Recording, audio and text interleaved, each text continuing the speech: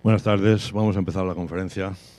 Tenemos entre nosotros a Emilio Domínguez, un catedrático de esta universidad, catedrático siempre de energía nuclear, a lo que está dedicado desde el principio. Es además...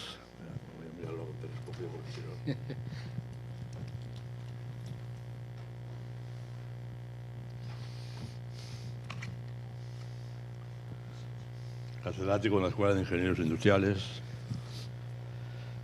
Ha sido investigador en el CIEMAT y después la investigación la está realizando aquí en la Universidad Politécnica. Representante de España en algunos de los comités de la Unión Europea, siempre referidos a la energía nuclear, y también en los proyectos del 7º Programa Marco. Bien, trabajos publicados no se pueden ni nombrar, porque son una enorme cantidad. Entonces vamos a dejarnos que nos hable, que va a ser sumamente interesante todo lo que nos va a decir. Muy bien. Muy buenas tardes. Voy a intentar hablar casi de pies, porque llevo casi todo el día sentado y ya uno ya necesita hacer un poco de ejercicio. Bueno, en primer lugar, agradecer la invitación a participar en estos seminarios, o este ciclo de conferencias que tienen, digamos, distintos aspectos. Y en este caso es un tema que, bueno, hoy está en casi en primera página en las revistas, pero desde la última vez que fui invitado, que fui hace más o menos 5 años o 5 cursos, hasta ahora la cosa ha cambiado bastante, se ha ido evolucionando bastante. Y si en aquel momento pues había muchas incertidumbres, ahora podemos decir que hay bastantes menos. Bueno, yo voy a hacer una presentación de tipo muy general, no voy a entrar en algunos detalles, sobre todo porque entiendo que hay algunos detalles como muy técnicos que si alguien luego quiere alguna aclaración lo podemos hacer. Si funciona esto, sí, perdón. Bueno, el contenido que voy a dar, para poder hablar de la cuarta generación de centrales, primeramente tenemos que centrarnos en lo que ponemos aquí de generación 2, la generación 3 y 3 más, luego hablaré de la generación 4. Dentro de la generación 4 hay muchas aplicaciones, fundamentalmente no para producir energía eléctrica, sino para producir tener otro tipo de subproductos energéticos, un poquito de reactores de fusión y algo también de transmutadores, que tiene que ver todo fundamentalmente con los aspectos innovadores y con la mejor utilización de los recursos. Debe tener poca pila esto. Bueno, este es un poco el esquema que se maneja generalmente en casi todas las presentaciones. Seguramente que alguien que haya visto alguna presentación, este cuadro es muy conocido. Para que nos centremos un poco en el tema, de las 440 centrales que hay funcionando en el mundo, aproximadamente la mayor parte de ellas están situadas en lo que llamamos generación 2. Esa generación 2 son centrales que se diseñaron o se construyeron, algunas de ellas muy cercano a finales de los años 90, entre las cuales aquí tenemos una en España, que es la central nuclear de Trillo, que fue una de las últimas, así como la de Vandellós 2. Y todas estas centrales, teniendo en cuenta que la vida estimada de las mismas son 40 años, aunque ahora luego hablaré del tema de alargamiento de la vida hasta 60, pues obviamente ya muchas están en fase de clausura.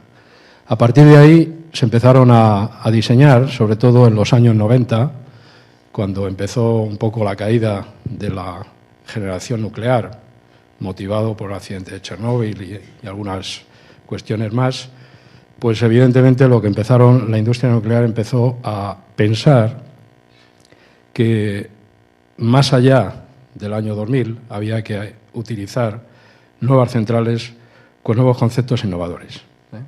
Y entonces empezaron a meter, empezaron a desarrollar una serie de centrales que son las que ahora mismo se están construyendo, que son centrales de generación 3 o 3 más. Entonces ya algunas de ellas están funcionando ya desde hace unos cuantos años, sobre todo en Japón, y hay algunas que se están construyendo que luego veremos. Y a partir de ahí empieza lo que llamamos la generación 4, que son una iniciativa que se empezó a principios del año 2000, que luego hablaré un poco más en detalle, y que su objetivo fundamentalmente es poner centrales más allá del año 2030. Todo esto son centrales nucleares que utilizan las reacciones nucleares de fisión, es decir, utilizan combustible de uranio o algunos de los elementos que se producen como consecuencia, y a partir de ahí generar energía.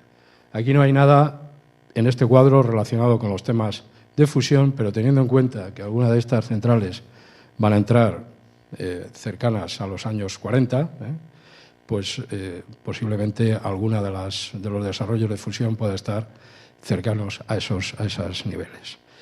Bueno, dentro de generación 2, pues aquí tenemos todo el Programa Nacional de Centrales Nucleares Españolas, de las cuales tenemos en este momento 8 reactores que están funcionando en 6 emplazamientos. En algunos de ellos hay 2 centrales, por eso hay más centrales que emplazamientos, que generan, en el año pasado, en el año 2010, generaron el 20% de la energía eléctrica que se consume en España. Y con un 7,5 solamente de potencia nuclear instalada. Podríamos hablar mucho más de ese tema, pero no tenemos tiempo para hablar, pero que en cualquier caso el parque nuclear ha producido una reducción, por estar funcionando en ese 20% del orden de un 41% de electricidad libre, teniendo en cuenta que también están incluidas en ese porcentaje las energías renovables. Las centrales nucleares aportan estabilidad a la red y también ofrecen disponibilidad, sobre todo porque el número de horas que están funcionando al año pueden estar cercanos al valor de 8.000 de valor medio. Y, por tanto, es un número alto. Estamos, por decirlo de alguna manera, cercano al 90% del número de horas que tiene el año. Y luego reduce la dependencia del uso de combustibles fósiles, sobre todo, fundamentalmente, de carbón o de fuel o de gas, que son las que se utilizan ahora también en algunas de las centrales. Bien, esto también es cierto que en España, que esto se habla bastante poco, pues la generación 2 ha provocado o ha producido que se tenga un sector bastante competitivo, desde la parte de ingeniería, fabricación, construcción, fabricación de combustibles, puesta en marcha de las instalaciones, hay una gran experiencia en ello, operación y mantenimiento, desmantelamiento y clausura, sobre todo porque hay ahora mismo 2 centrales que están en desmantelamiento, y luego, como no, todo lo que tiene que ver con los temas relacionados con formación y lo que se llama formación continua o training o entrenamiento. Por tanto, en este caso, la industria podría abordar no solamente los proyectos de la generación 3, sino también proyectos de generación 4, los cuales está involucrado en muchos proyectos de la Unión Europea. Bueno, aquí hay un ejemplo. Esta es la fábrica de elementos combustibles de Juzgado. Esta es la fábrica de componentes pesados que hay en Santander, en equipos nucleares. Y esta es una cuestión relacionada con los temas de la operación a largo plazo, que la tenía puesta ahí y acabo de leer el periódico de hoy y entonces he visto que el Gobierno va a alargar la operación de las centrales, y no es una cuestión que sea, digamos, de capricho español, ¿no? Si hablamos en términos un poco musicales, ¿no? Sino simplemente porque realmente hay muchos países que están haciendo lo mismo. Eso tiene una justificación que aquí habría que explicarlo con un poco de detalle, pero que si vamos a estas otras 2 transparencias, bueno, esta transparencia que tiene 2, aquí más o menos vemos que estamos en un porcentaje cercano al 20% de producción de energía eléctrica. A medida que se fueran cerrando las centrales, llegaríamos que prácticamente en el año 2030 ese 20% que en este momento está generando energía eléctrica con las nucleares, habría que, ya no sería posible y, por tanto, habría que sustituirlo con otro tipo de instalaciones. En el caso de que se alargara la vida de la operación de las centrales, pues podríamos llegar a tener hasta un valor del orden del 12% en el año 2030. Eso aumentaría o mantendría más o menos el porcentaje que ahora mismo existe si, además de ese mantenimiento de las centrales, se introdujeran aproximadamente unos 4.800 megavatios nuevos, de nuevas instalaciones, que podrían ser de las centrales que se están construyendo ahora o en algún momento, después del año 2030, serían de las de generación 4. Bueno, esto simplemente es como una especie de introductorio. La situación mundial de la energía, y esto también es importante que lo consideremos, se reparte más o menos de esta forma. Esto es energía primaria, más o menos. La energía nuclear como energía primaria es un 7% y como energía eléctrica es un 17%. Eso de media en el mundo. Las perspectivas que hay de las grandes, digamos, como la OCDE, pues prevén aproximadamente en que más o menos se mantenga este valor en los años 2030-2050. En definitiva, esto es importante así porque si pasamos a este cuadro, que no sé si se ve mucho por ahí, pero lo que trata de comparar en esta estrella de competitividad, donde hay distintos, digamos, indicadores. Aquí tenemos un indicador de aceptación social donde se compara lo nuclear con cualquiera de las otras energías que teníamos ahí y demás. Vemos obviamente que la nuclear tiene una aceptación social relativamente bastante menor que en el caso de las renovables, lo cual es una cosa que no nos tiene por qué llamar la atención, es así.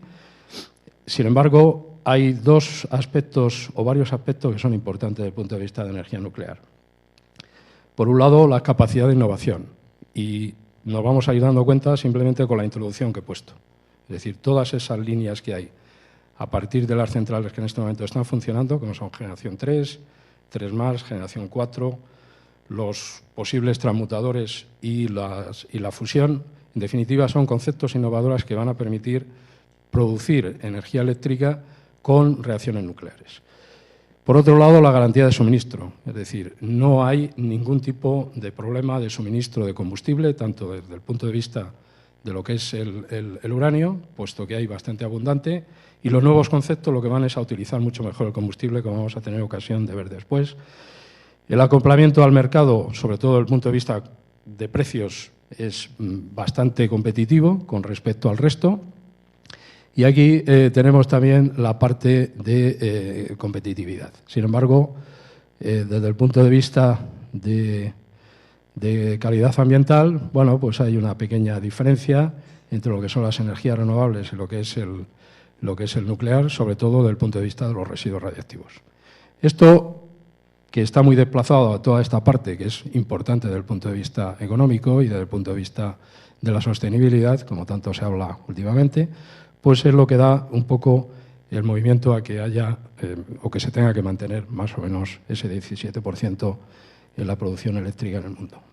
Aquí vemos una curva que nos dice un poco también la justificación de por qué hay que utilizar nuevas centrales que sean mucho más eficientes desde el punto de vista de la utilización del combustible. Aquí estamos ahora mismo en este valor. Esto es cuánto energía sacamos del combustible y cuánta es la energía que le queda al combustible sin utilizar en este momento. Prácticamente estamos en valores, como vemos aquí, del orden de un 2, un 3%.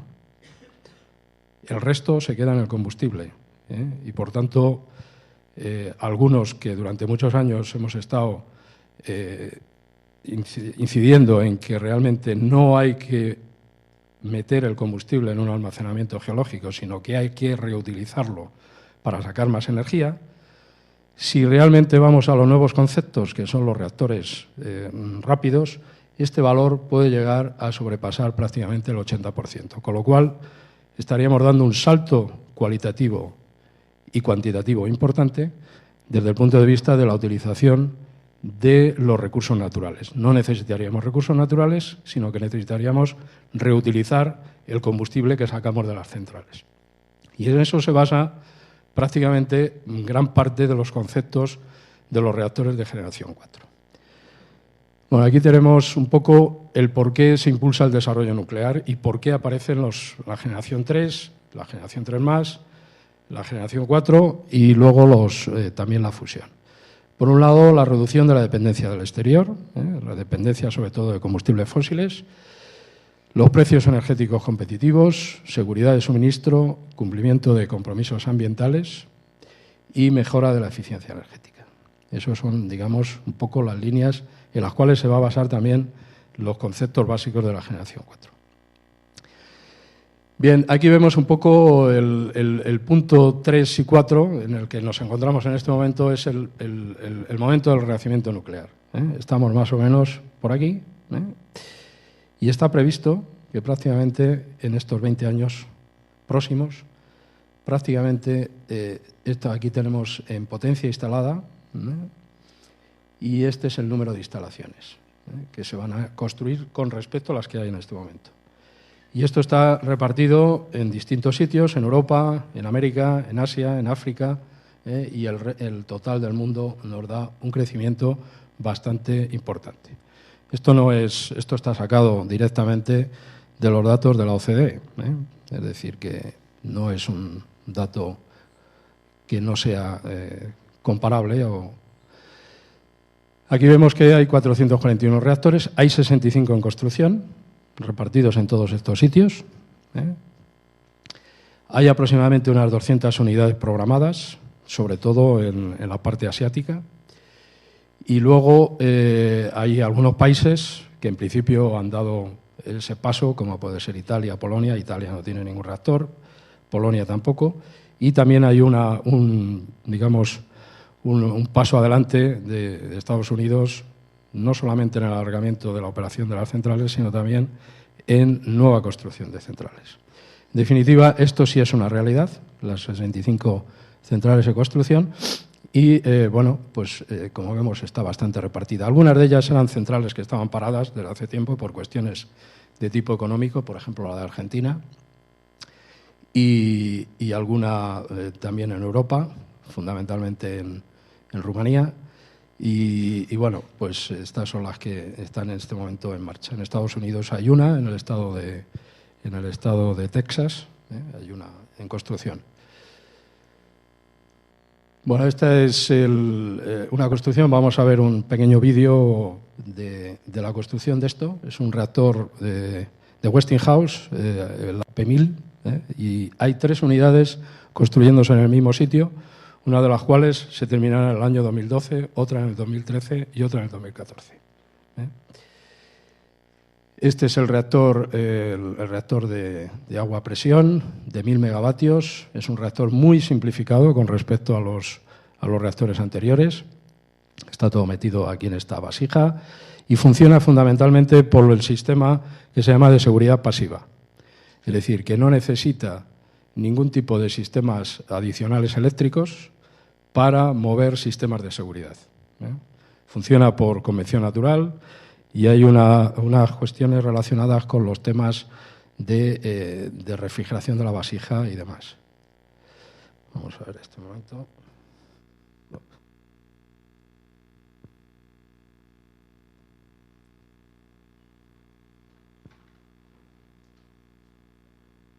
Eso funciona cuando quiere.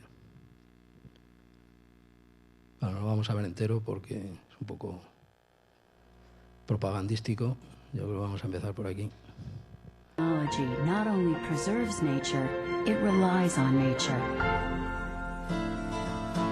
The AP1000 harnesses natural forces like gravity, convection, and condensation to maintain a passive safety system, a unique design that reduces the need for human intervention and the potential for human error. AP1000 is also powering the community to maintain a passive safety system, a unique design that reduces the need for human intervention. Lo paro aquí porque el siguiente vídeo es igual y no lo voy a poner. Esta es un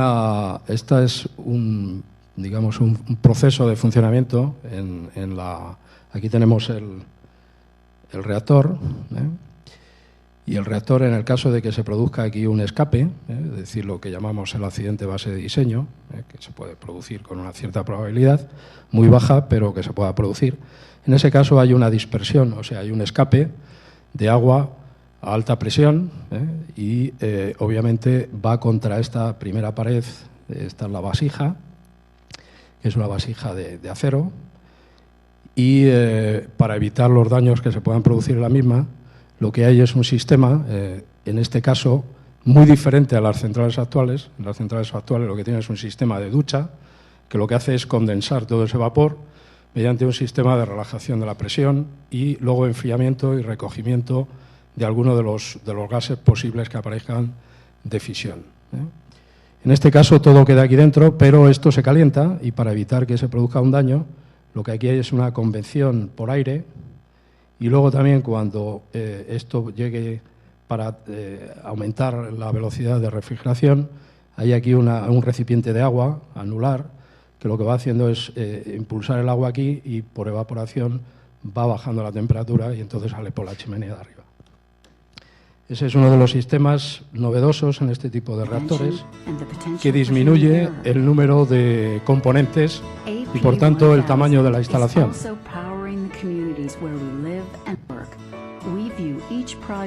Esta es la parte de construcción de la vasija en una de las centrales chinas.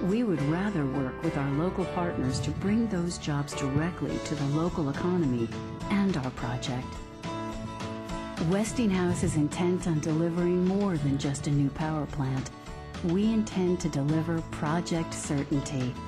The AP1000 simplified plant design, modular construction, and innovative approach to licensing allow for an accelerated construction schedule and real economic benefits for our global customers and stakeholders. The result? The AP1000 promises large operating margins per unit and competitive generation costs per kilowatt hour.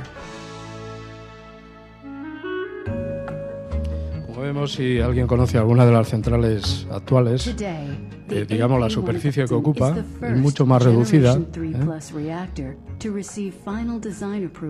Esto es toda la parte eléctrica de salida. Bueno, el resto ya es... El resto ya es propaganda.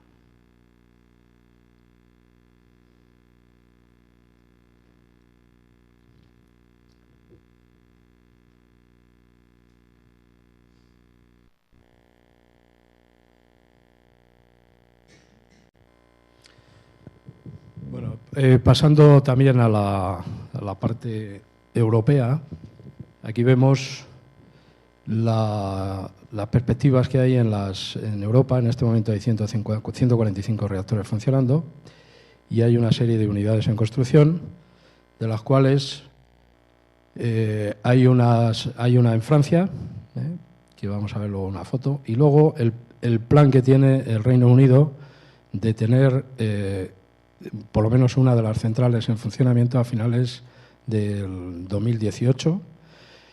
Va a construir varias, entre las cuales hay empresas eléctricas españolas involucradas, como por ejemplo Iberdrola, y por tanto hay un aspecto de perspectiva de trabajo y de implicación no solamente en la parte de ingeniería, sino también en otro tipo de actividades. Esta es la central que se está construyendo en Finlandia, en Olkiluoto, que se suponía que tenía que haber terminado el año pasado, pero lleva algún pequeño retraso. Esta es la vasija del reactor. Este es un diseño muy diferente del que hemos visto anteriormente. Es de diseño francés-alemán. Esta es el mismo tipo de instalación que se está construyendo en Francia, en Flamanville. Y este es el concepto de reactor europeo de agua a presión, que es diferente. Tiene una doble contención aquí, no tiene ese proceso de refrigeración, es una extensión de un tipo de central parecido a la de Trillo, pero es una extensión de la misma, puesto que es un consorcio francés y alemán. Y luego lo que sí tiene aquí abajo es un nuevo concepto, bueno, aparte de esta doble contención, tiene aquí una especie de cenicero, que sirve para alojar todo el posible fundido, que se llama el corium, fundido en el caso de que se produzca un accidente y la vasija quede rota por la parte de abajo como consecuencia de las altas temperaturas que se alcanzan y caiga todo a esta parte. Esto recogería todo esto y no afectaría a las estructuras de la parte inferior. Y este es el primero de los reactores que se construyeron de la generación 3. Es un reactor de General Electric. Es el reactor avanzado, Advanced Boiling Water Reactor, que se ha construido o se construyeron fundamentalmente en Japón, con consorcio de varias empresas japonesas, y ahora Japón las construye por sí mismo, y de hecho la que está construyendo en Texas ya no es de General Electric, sino que es de japonesa, para un poco enfado de los de General Electric. Pero en cualquier caso, este tiene un sistema de construcción muy parecido a lo que era la industria o lo que es la industria naval, es decir, es la construcción por módulos. De tal manera que muchos de esos módulos, había otro vídeo ahí, pero por no cansar con vídeos, se ve perfectamente que hay una construcción donde se traen módulos construidos en fábrica y se montan in situ, y eso reduce bastante los tiempos de construcción. Y además también aumenta la calidad y, por tanto, el control de calidad de la instalación. Bueno, y ahora llegamos al leitmotiv de la conferencia, con la cual me he gastado ya un poquito de tiempo. Pero aquí vamos a ir un poquito más rápido, sobre todo porque lo más importante de todo es que este programa se genera en el año 99. De hecho, las primeras firmas son del año 2000, 2001. Es una iniciativa de Estados Unidos en la cual se involucran distintos países y no es un proyecto de investigación. Es un proyecto fundamentado en aportar conocimientos y aportar patentes. Entonces, el desarrollo consiste fundamentalmente en ir desarrollando conceptos más allá de estos que hemos estado hablando. De tal manera que estos van a tener una vida prácticamente durante estos primeros 50 años y a partir de ahí todos los nuevos reactores serán de este estilo.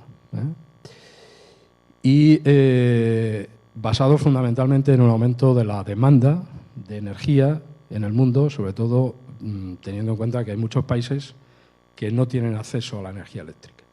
Y aquí lo más importante también es que los conceptos que se plantean tienen distintos tamaños, de tal manera que, por ejemplo, hay países, por ejemplo, pensemos en algunos de los países africanos, donde, si van a tener un desarrollo, necesitarán tener energía eléctrica. Y esa energía eléctrica no será una central de 1.400 megavatios que hemos estado hablando, sino que serán centrales de potencia más pequeña. Y que además estará concentrado en zonas, teniendo en cuenta que tampoco tienen redes eléctricas para transportar la electricidad. Y, por tanto, los tamaños son variables. Y además, utilizar al máximo los recursos naturales, sobre todo el uranio, el plutonio y también el torio, que es otro combustible que no se utiliza prácticamente nada, pero que hay mucha abundancia en la naturaleza y es un combustible de futuro. Y también eliminar al máximo los residuos radiactivos que se puedan producir. Bueno, en este sentido, pues se estableció un consorcio que en este momento está formado por todos estos países, de los cuales España está incluido dentro de la Unión Europea, que se adhirió a este convenio en el año 2005. Y recientemente, hace un par de años, el último que se ha unido ha sido Rusia y China está también metido. Como vemos aquí está Argentina, Brasil, Canadá, Francia, Japón, Sudáfrica, Corea, Suiza, Reino Unido y Estados Unidos. Entonces, cada uno de ellos aporta a uno de los conceptos que vamos a ver aquí ahora alguna de las, conocimientos que tiene. Hay muchos, no son reactores cuyos conceptos sean nuevos, pero sí son novedosos en cuanto a algunas tecnologías importantes, sobre todo relacionadas con materiales. Los objetivos de esta generación 4 están basados fundamentalmente en 4 pilares, que son sostenibilidad, economía, es decir, tener un ciclo de operación o por lo menos unos costes de inversión lo más bajos posibles. Desde el punto de vista de la sostenibilidad está basado fundamentalmente en las 2 cosas que ya he comentado, que son el uso efectivo del combustible. En esa curva que hemos visto llegar por encima del 70%. Y luego minimizar al máximo la gestión de residuos radiactivos, es decir, que producir los mínimos residuos radiactivos o inclusive en algunos casos eliminarlos en los propios reactores. Las otras 2 cuestiones importantes son la parte obviamente de seguridad y fiabilidad, es decir, hacer conceptos que cada vez sean más seguros y que tengan cada vez menos probabilidad de que se produzca un daño al núcleo y, por tanto, al medio exterior. Y el que haya una necesidad de respuesta de emergencia mínima, sobre todo que haya menos emergencia hacia el exterior. Y luego la resistencia a la proliferación, sobre todo porque al utilizar combustibles que tienen contenido de plutonio, pues haya menos uso de esos materiales para otros fines, que no sean los de producción de energía eléctrica. O sea, esos son los 4 pilares en los cuales se basa fundamentalmente la generación 4. Y aquí hay una serie de temas que no vamos a entrar en detalle, pero lo que sí, después de un trabajo bastante largo, en los cuales se estudiaron muchos tipos distintos de reactores, algunos de los cuales ni se habían construido, algunos de ellos eran conceptos en papel o en proyecto. Lo que se hizo fue identificar una serie de conceptos de reactores que ahora vamos a ver y en todos ellos utilizar una serie de líneas transversales que estaban basadas fundamentalmente en cuestiones muy de innovación de materiales, fundamentalmente en los temas de ciclo de combustible, en los temas de materiales y, digamos, el diseño del propio combustible, los aspectos de seguridad y riesgos, es decir, hacia el exterior, verlos en paralelo en todos, los aspectos económicos y la capacidad de tener otro tipo de aplicaciones que no fueran lo puramente eléctricos. Es decir, qué capacidad tenían de poder llegar a producir, por ejemplo, hidrógeno o producir otro tipo de cuestiones relacionadas con la industria petroquímica o cuestiones de ese estilo. Bueno, estos son los reactores que lo vamos a ir viendo muy de pasada. Estos son los 6 tipos de reactores,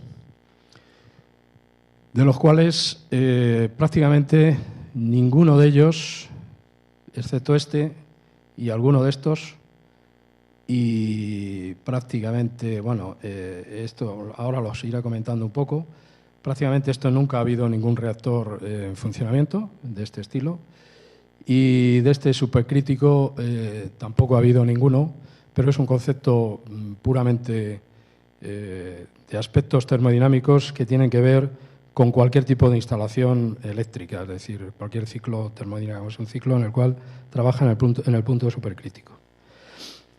Bueno, todos estos reactores tienen una fecha, una fecha que es un poco optimista en este momento.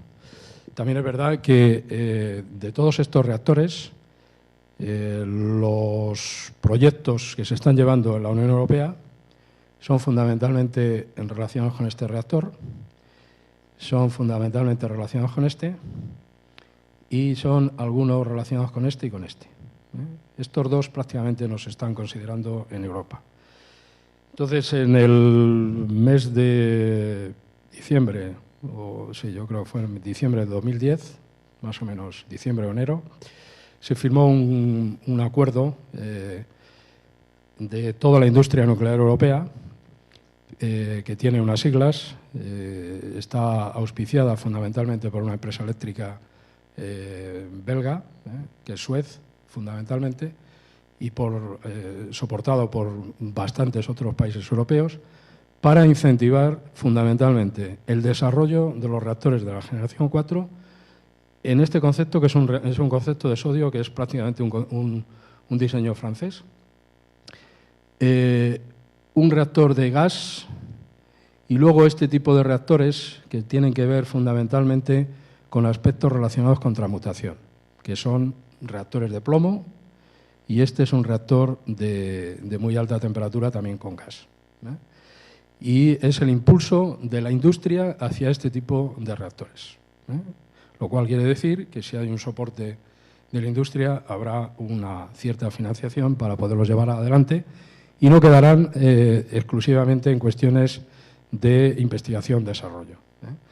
En cualquier caso, ya estaba previsto que previamente, hace ya unos años, hay un proyecto en esta línea en la cual la universidad está participando, para que este proyecto se termine el año que viene y ahí se van a sacar una serie de conclusiones para la elaboración de un proyecto detallado de ese tipo de reactores. Todos ellos están basados fundamentalmente en estos tres pilares: la parte de tamaño de economía, el ciclo del combustible y las aplicaciones. Aquí vemos que cualquiera de ellos, el tamaño puede ser variable, desde pequeños potencias, al decir tamaño estamos refiriendo a potencias eléctricas. Algunos de ellos pueden estar en todo el rango. Desde el punto de vista del ciclo, este es el único que utiliza un ciclo cerrado, es decir, que el residuo radiactivo, que es del combustible, no se recupera o no se reutiliza en otro tipo de central. Sin embargo, el resto prácticamente lo que hacen es utilizar al máximo no solamente el uranio y el plutonio, sino también todos los actínidos. Y desde el punto de vista de aplicaciones están desde la producción eléctrica o la producción de hidrógeno, que son los dos grandes, encabezamientos de este tipo de reactores. Aunque hay otro tipo de aplicaciones, pero fundamentalmente estas dos, sobre todo porque están basadas en los conceptos de la temperatura que se utiliza en el refrigerante. En unos de ellos, los que tienen menos temperatura del refrigerante a la salida van a servir fundamentalmente para producir electricidad exclusivamente, y otros pueden llegar a utilizarse dependiendo de cuál sea la temperatura que se utilice para producir hidrógeno o no. Bueno, este es el reactor de sodio. Este está basado fundamentalmente en el concepto del reactor francés Superphénix. Esto fue un reactor que estuvo funcionando hasta el año 99. Era un reactor de 1.300 megavatios eléctricos, era un reactor bastante grande y, por tanto, se tiene mucha experiencia en ello. Los franceses han sido de los que más han desarrollado este tipo de tecnología y, por tanto, están muy interesados en que esto se desarrolle. Los japoneses también, y la India también está interesado, sobre todo porque tiene algunos reactores que en lugar de utilizar el uranio utilizan el ciclo del torio. Bueno, vamos a entrar en detalles de los mismos, pero como veis aquí hay una variación de las potencias, ¿eh? Hay reactores que pueden ir desde 50 megavatios hasta el orden de 1.500 megavatios, dependiendo obviamente del tamaño de la instalación y del tamaño de los componentes. Este es un concepto que se está desarrollando en Corea. Es el proyecto Calimer. Como se ve, aquí está casi todo integrado dentro de una vasija, sobre todo porque el sodio tiene reacción con el aire y reacción con el agua. Entonces hay que tener muchos sistemas muy estancos para que no haya problemas de deflagraciones. Este es un concepto que se ha desarrollado en Estados Unidos y que se llama así, el S-Prince, y está relativamente parado por el Departamento de Energía de Estados Unidos. Este es el reactor de gas. Reactores de gas prácticamente no ha habido más que los reactores térmicos. Este es un reactor rápido, de neutrones rápidos. Utiliza helio como refrigerante y también tiene la posibilidad de utilizar distintos tipos de potencias. Lo que utiliza es un ciclo directo de turbina de gas, y por tanto reduce la utilización de otro tipo de componentes, como pueden ser intercambiadores de calor, o generadores de vapor y demás. El reactor supercrítico es un concepto que funciona es prácticamente un reactor de agua que hemos visto anteriormente, el EPR o el AP1000, y funciona en estas condiciones de temperatura y de presión. Y tiene una vasija en la cual el vapor sale y va directamente a la turbina. Este reactor, el supercrítico, se está desarrollando fundamentalmente en algunas universidades japonesas y es el que más está liderando el proyecto, son Japón. Este tipo de reactores de plomo fundido, el otro eran de sodio fundido, por tanto siempre tienen que estar a una temperatura para que estén las condiciones de fusión. Estos reactores que nunca se habían conocido, sin embargo se habían utilizado fundamentalmente los rusos en los submarinos. Algunos de los submarinos rusos, no muchos, no llegarían más o menos que a 5 que lo utilizaban plomo fundido. Y eso ha dado lugar durante prácticamente los últimos 15, 20 años, desde que se empezó a conocer esta tecnología un poco de forma abierta, pues a la utilización no solamente de este tipo de reactores, sino también los reactores que se llaman transmutadores. Se basan en una gran vasija, aquí está la parte del reactor, el plomo asciende y aquí hay unos intercambiadores de calor que van produciendo el intercambio de energía. Pueden utilizar o bien plomo o bien un hipotético de plomo bismuto como refrigerantes, sobre todo porque las condiciones de temperatura de fusión se modifican y, por otro lado, también se reduce mucho la radiotoxicidad. Este es un proyecto que está liderando la Universidad de Berkeley. Es un reactor de usar y tirar, por decirlo de alguna manera. Es decir, aquí lo que se trata es de tener esta estructura y a partir de este tubo, de esta penetración que hay aquí, meter el reactor, dejarlo funcionando 20 o 30 años y una vez que se termina, se retira y se vuelve a sustituir por otro. Y, por tanto, eso, en lugar de desmontarlo, sacar el combustible y tal, lo que se hace es meterlo en un almacenamiento, digamos, para que, como si fuera un residuo radiactivo de alta actividad. Esto es un reactor de sales fundidas que prácticamente se ha utilizado muy poquito. Prácticamente los únicos reactores que había eran en algunos laboratorios nacionales americanos, posiblemente en alguno de los rusos, eso lo desconozco un poco, pero fundamentalmente americanos, en Idaho y en Oak Ridge, en el estado de Tennessee, tenían unos prototipos pequeños. Lo que pasa es que obviamente todo este tipo de sales generaba muchos problemas de corrosión y además también de arrastre de materiales radiactivos. Entonces aquí lo que se trata fundamentalmente ahora es de reutilizarlos. Yo particularmente tengo pocas esperanzas en este tipo de reactor, sobre todo porque tiene muchos problemas. Como veis aquí los circuitos de recuperación de sales y de limpieza de sales son bastante complejos. En cualquier caso, hay algunos proyectos que se están liderando en otros países. En la Unión Europea prácticamente este reactor no se está considerando. Y luego el reactor de muy alta temperatura, pues es un reactor que en su momento hubo 2 centrales funcionando en Estados Unidos, en los años 70. Funcionaban aunque en este caso no es turbina de gas, pero funcionaban con turbina de gas. En esos años, pues entiendo que había bastantes problemas de materiales a altas temperaturas, sobre todo porque las temperaturas del gas, para que funcione bien, tenían que estar en el orden de los 900 grados centígrados. Entonces, ahora eso ha cambiado. Por otro lado, lo que había dentro era grafito, y el grafito también es un elemento que arde y, por tanto, a esas temperaturas podría haber problemas. Ahora ya la mecanización del grafito es bastante más sofisticada y más avanzada. Y, por otro lado, estaban las cuestiones relacionadas también con la parte del combustible. Todo ese tipo de reactores que los desarrollaron una empresa que se llama General Atomic en Estados Unidos. Todavía existe la empresa haciendo otras cosas, por supuesto, y sobre todo el combustible todavía lo sigue manteniendo. Este es un reactor que ahora mismo, uno de los aspectos importantes, no sé si lo pone por aquí, es la producción de hidrógeno. Y también para aspectos relacionados, por ejemplo, por calentamiento urbano, en el caso de que se pueda utilizar como calentamiento, aumento de temperatura de agua para calefacciones.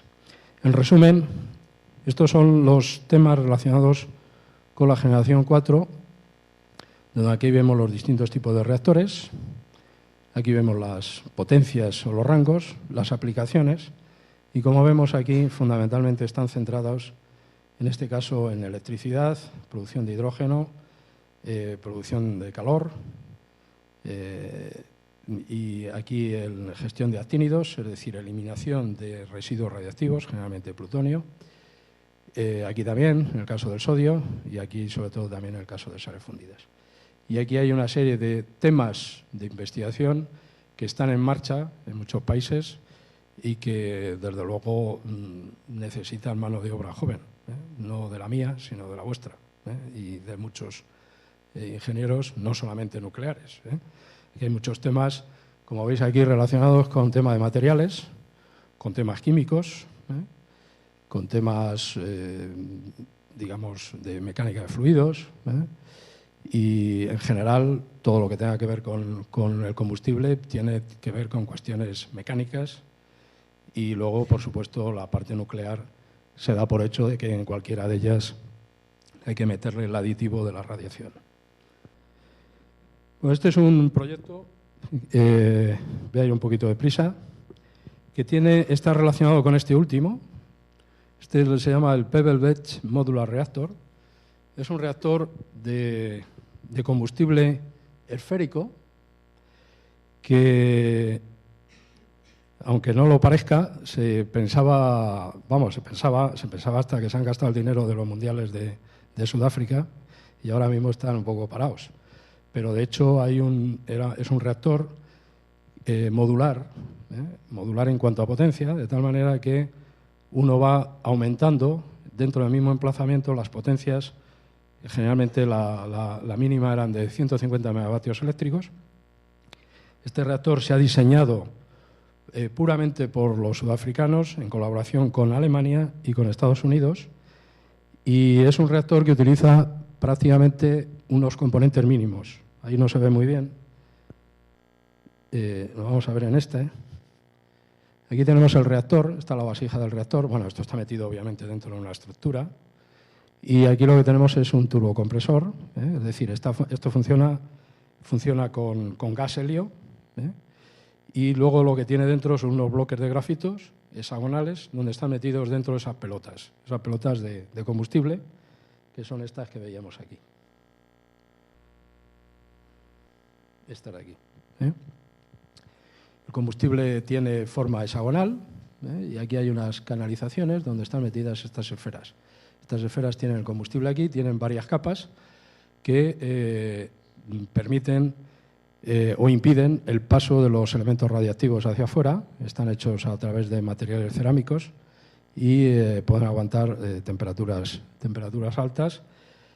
Y todo este desarrollo de este combustible es de Sudáfrica, aunque hay una parte de tecnología de General Atomic americana.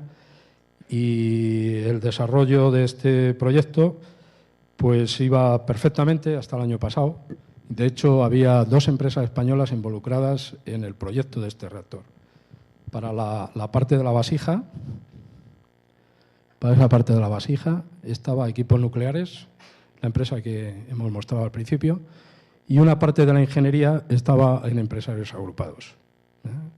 Entonces, en este momento parece que el proyecto está un poco parado, pero es uno de los proyectos estrella dentro de lo que sería antes de generación 4. Está en ese límite generación 3 más, generación 4. Y sobre todo por la cantidad de aplicaciones que tiene. O sea, podemos estar hablando de generación de hidrógeno, podemos estar hablando de generación de electricidad, podemos estar hablando de desalación de agua del mar, por tanto, esas potencias de 150 megavatios son muy óptimas justamente para todo ese tipo de aplicaciones en zonas muy localizadas y también desde el punto de vista de generación de vapor de agua. Esta es una de las posibles aplicaciones, como es el circuito un poco más detallado, para la producción de ácido de agua procedente del ácido sulfúrico. Bueno, vamos a ir un momento ya. Estos son reactores que hemos visto con combustible de uranio. Uranio, plutonio, americio, curio, cualquiera de esos materiales, de tal manera que podemos llegar a ese 80% de recuperación de la energía. Los otros dos temas que vamos a ver, muy cortitos ya para terminar, tienen que ver también un poco con la generación eléctrica a base de fusión y también los reactores con aceleradores para eliminar productos radiactivos y también para generar electricidad, que son los transmutadores. Bueno, este es un proyecto bastante novedoso que está liderado por Estados Unidos, el Laboratorio Nacional de Livermore. Y aquí de lo que trata fundamentalmente es utilizar una instalación láser, que si nos diera tiempo lo podríamos ver luego en el vídeo. Tiene una cavidad, utiliza un combustible, se producen las reacciones de fusión, estos son reacciones ya con deuterio-tritio, y emite una cantidad de energía en forma de neutrones y en forma de radiación que impacta sobre unas paredes que se refrigeran y van a dar lugar a un ciclo.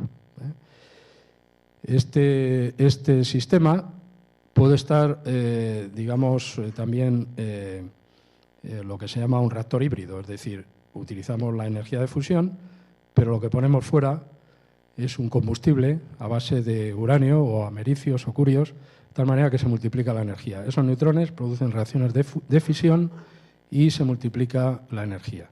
Y no se necesita para eso tener grandes instalaciones de láser de grandes potencias. Este es uno de los proyectos que se están llevando a cabo en este momento en Estados Unidos y el Instituto de Fusión Nuclear, del cual yo también soy miembro, pues tenemos una cierta participación en este proyecto y hay un estudiante allí ahora mismo, pagado por Estados Unidos.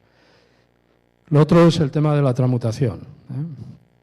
La transmutación consiste en hacer que los elementos, como por ejemplo el plutonio, se produzcan reacciones de fisión y pierdan, la actividad que tendría en el caso de que los metiéramos en un almacenamiento.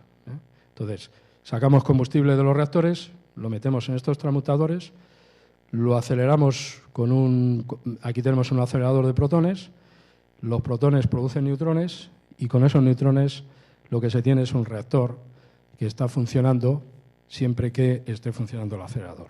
Es un reactor que llamamos subcrítico y aquí lo que va a eliminar fundamentalmente son aquellos elementos que tienen una larga vida como elementos radiactivos, como son el plutonio, como son el tecnecio, como es el yodo, como son los actinios menores.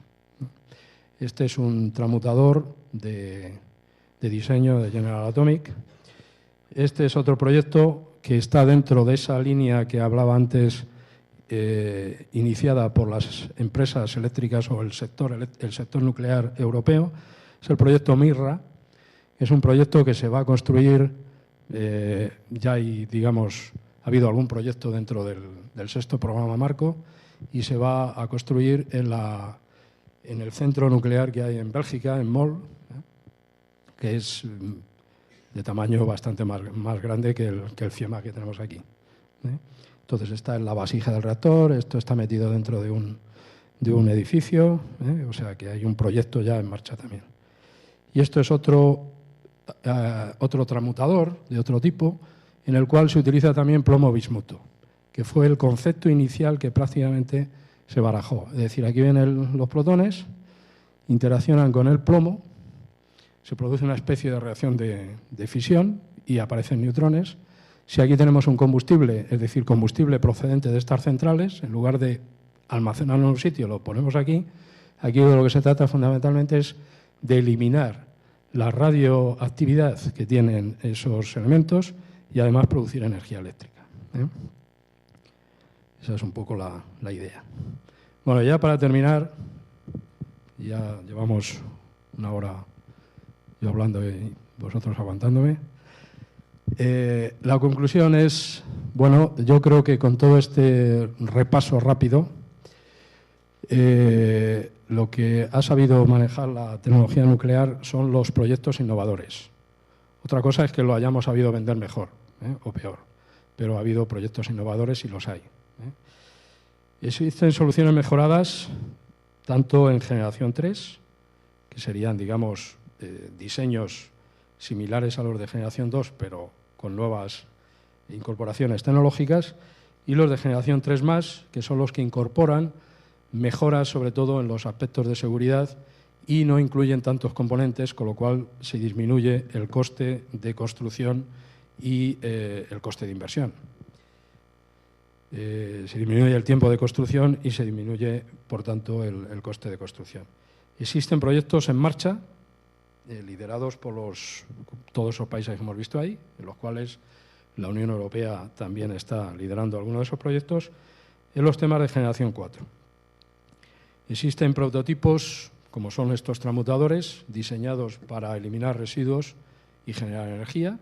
Luego también hay otra parte importante en ese desarrollo. Hay aplicaciones de estos reactores para producir no solamente electricidad, sino otro tipo de aplicaciones.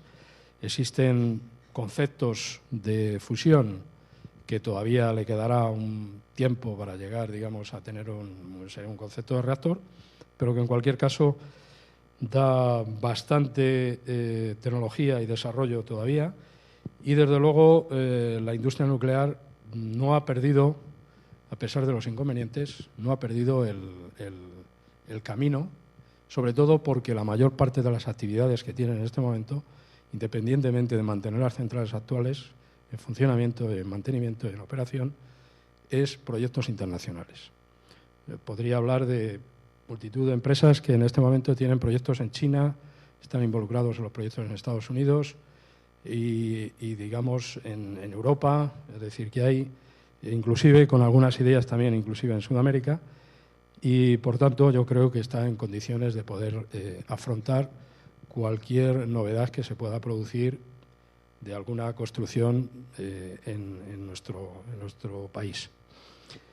Y finalmente, pues desde luego lo que está claro y nadie está quitando de ningún sitio es que la participación nuclear en todos los programas energéticos del mundo están presentes. Y nada más. Muchas gracias por vuestra atención y creo que tenemos un ratillo para las preguntas, ¿no?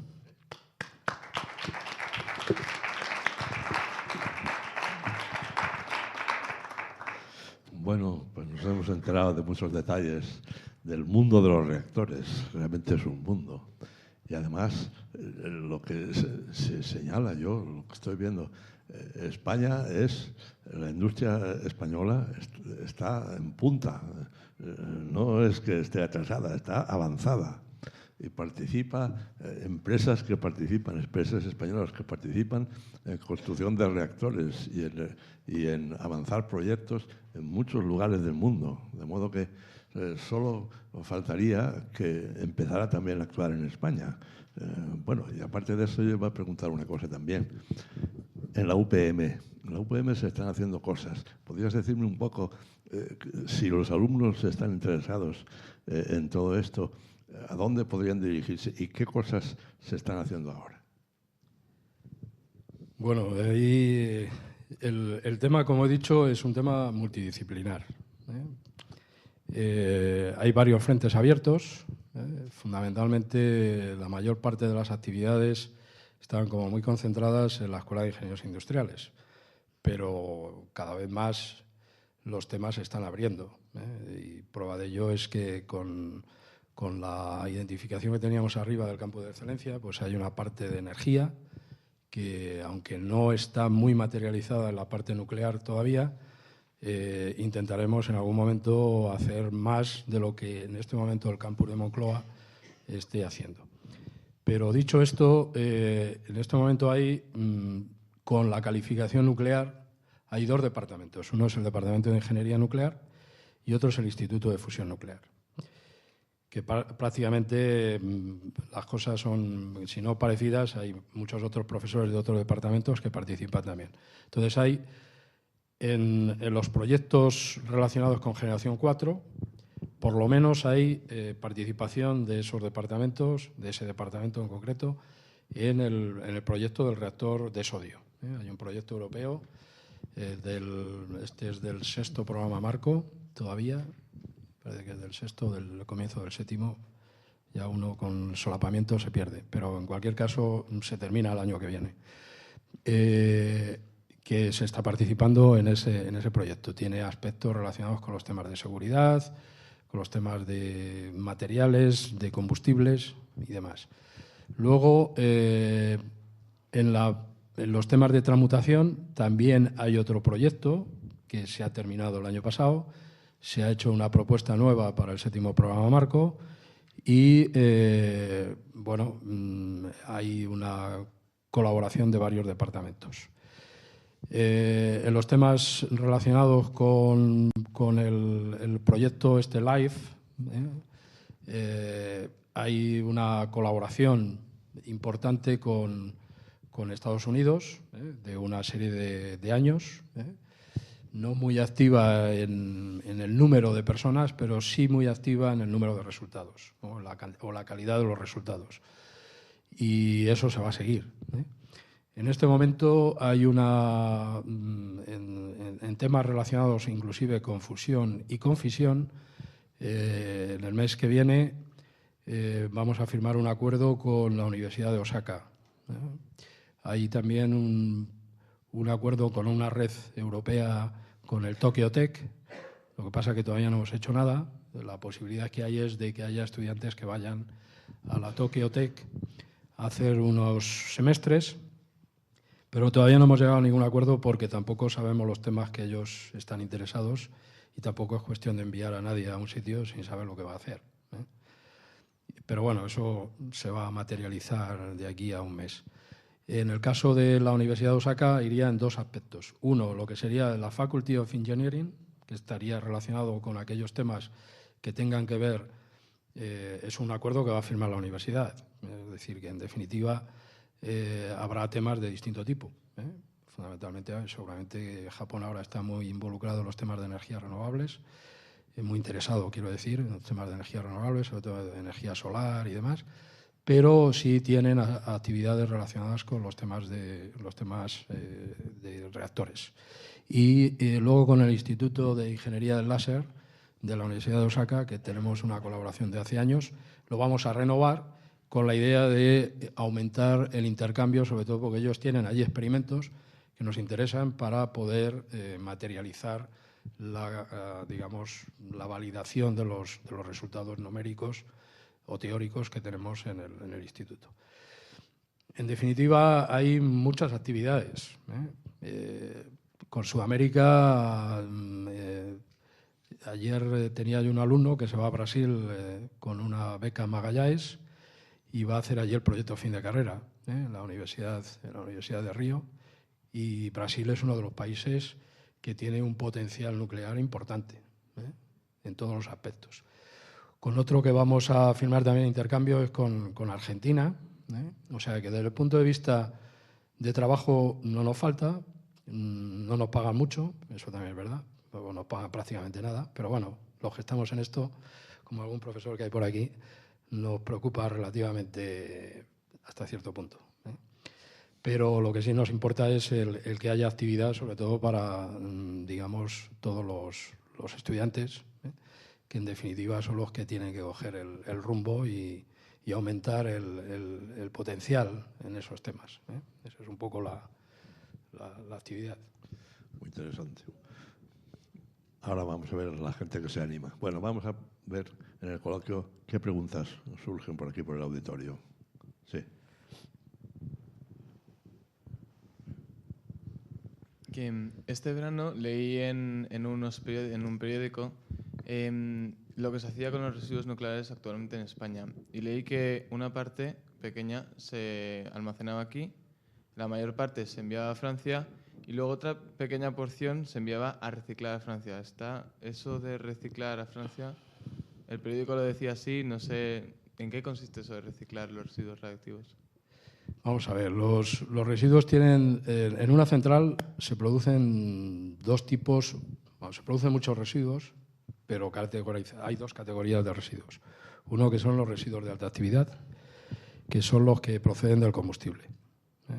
Entonces, esos en este momento están almacenados en las piscinas de todas las centrales, excepto de una que hubo en Vandellós, era la central nuclear de Vandellós 1, que tuvo un incidente, se quemó la parte de la sala de turbinas, se clausuró la central, está en la zona de Tarragona, es decir, si vas por la autopista, está prácticamente al lado de la otra, de la de Vandellós 2.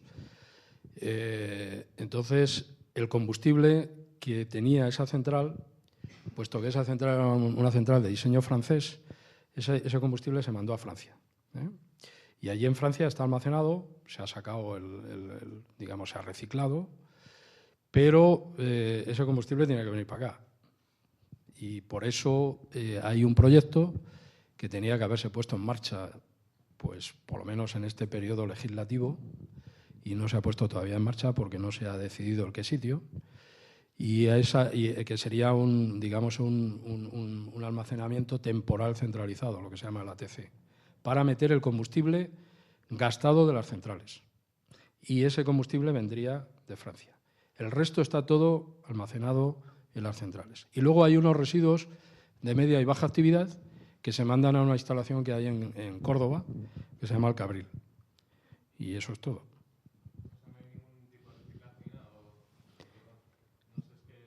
No, el combustible está allí y lo único que se ha hecho ha sido vitrificarlo, es decir, se transforma en vidrio y luego se tiene que enviar para acá. Pero no hay ninguna... El reciclado, en definitiva, la única situación que tiene el reciclado es extraer el plutonio para fabricar nuevo combustible, lo que se llama el óxido mixto, el óxido de uranio, óxido de plutonio, que se está utilizando en muchas centrales. En Francia se utiliza ya en unas cuantas, en Bélgica también, en Alemania, en Inglaterra todavía no mucho y en Japón. Y en España no, porque no se ha decidido todavía meter ese tipo de combustible en las centrales. Pero es un combustible que se saca, fundamentalmente lo que se hace es reutilizar ese combustible para aumentar en esa curva que veíamos, ir aumentando la rentabilidad energética. Ese combustible, entonces, sobre todo es uranio 238. Y también plutonio. En el caso de la central de Vandellós era uranio natural y la mayor parte era uranio 238. Uranio 238 con plutonio. Con plutonio. Sí. Y eso es lo que en el futuro, más o menos próximo, se tendrá que reutilizar. Claro. Esa es digamos, el paso de... La mayor parte de estos reactores que hemos hablado, de la tercera generación y el EPR. El EPR tiene previsto que no en esta primera tanda de reactores, los que se están construyendo, sino en una segunda, el combustible que se meta sea aproximadamente 50% uranio, 50% plutonio. De tal manera que ese plutonio, que prácticamente no se utilizaría en el caso de que ese combustible se almacenara en un almacenamiento geológico profundo, y que además es una barbaridad hacer eso, porque en definitiva lo que estamos sacando es uranio de la naturaleza y luego lo vamos a meter en una mina que va a ser una mina de plutonio, que no tiene mucho sentido. O sea, afortunadamente yo creo que algunas de las mentes que tienen que decidir cosas todavía piensan que eso se puede recuperar, no solamente los científicos o los técnicos. Eso obviamente aumentaría en esa curva importante, subir hasta 40 o 50%, hasta llegar al valor máximo. Además, estarían ahí además los actínidos, americio y todos ellos. ¿Y esos son fisibles también, algunos isótopos? Sí, sí, claro. Algunos son más fisibles que el plutonio. Más fisibles que el plutonio. Lo que pasa es que, bueno, hay proyectos ya desde prácticamente el 5.º programa marco, proyectos en Europa, son proyectos en los cuales de España sí participa el CIEMAT, sobre todo porque son proyectos que tienen que ver con temas químicos o radioquímicos, que es los temas de separación de elementos. Entonces hay muchos actínidos que son de la serie de los lantánidos, entonces se mezclan con los productos de fisión que son del mismo y son difíciles de separar por los temas de valencia y todo este tipo de cosas. Pero ya hay separaciones selectivas de americio, curio, por supuesto de plutonio, y quedaría neptunio por ahí, que todavía es un poco más complicado de separar. Vamos a ver la siguiente pregunta. En caso reiterado del combustible, diciendo que conseguimos alcanzar el 50%, ¿eso aumentaría de alguna manera los años de radioactividad posterior, luego cuando tenía que estar almacenado? ¿O mantendría...? Porque, claro, si aumenta los años, a fin de cuentas... No, porque muchos de los elementos se van eliminando al tenerlo más tiempo, digamos, irradiando con neutrones, se van eliminando. ¿De acuerdo? Y además la ventaja que tiene es que lo que aumenta fundamentalmente es el tiempo de utilización de los recursos. Es decir, podrás oír en muchos sitios que los recursos de uranio se tienen para 50, 80 años, dependiendo de cuál sea la escala del número de reactores que se pongan.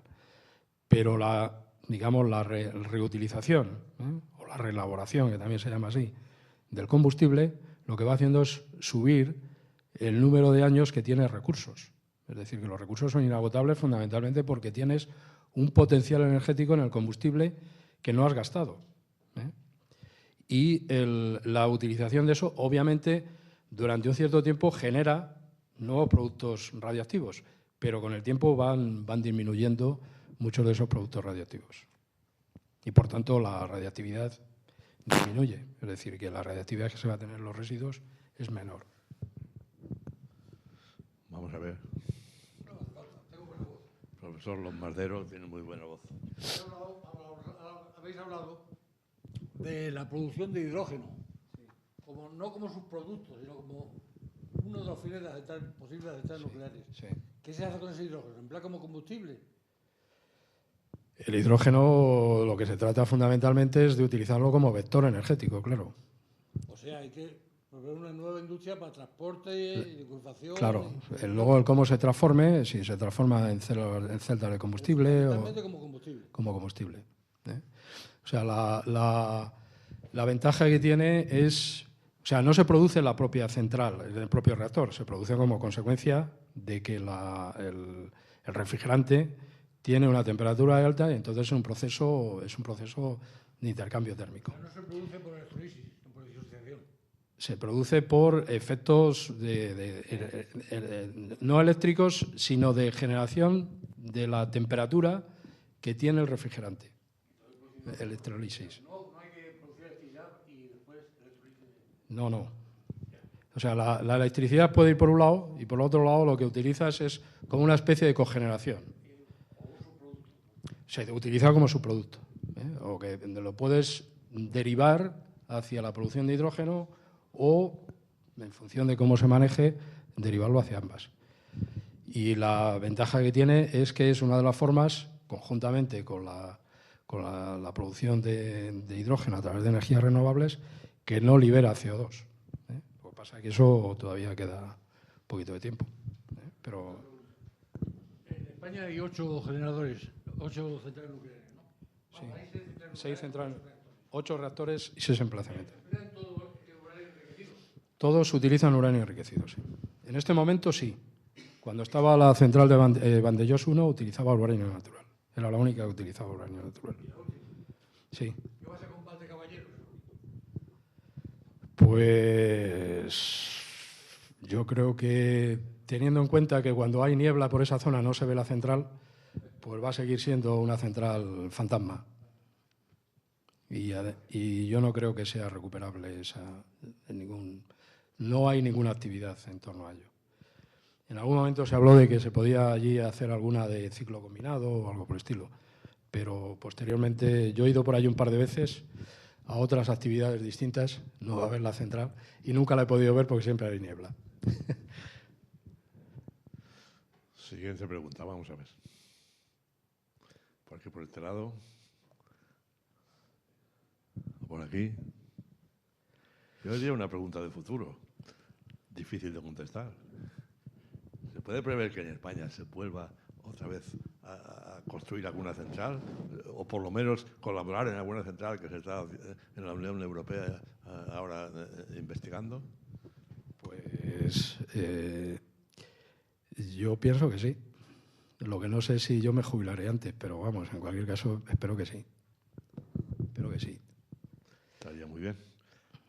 Última pregunta. Penúltima. Rodrigo no se atreve. Bueno, pues nada, vamos a dar las gracias porque ha sido una información buenísima.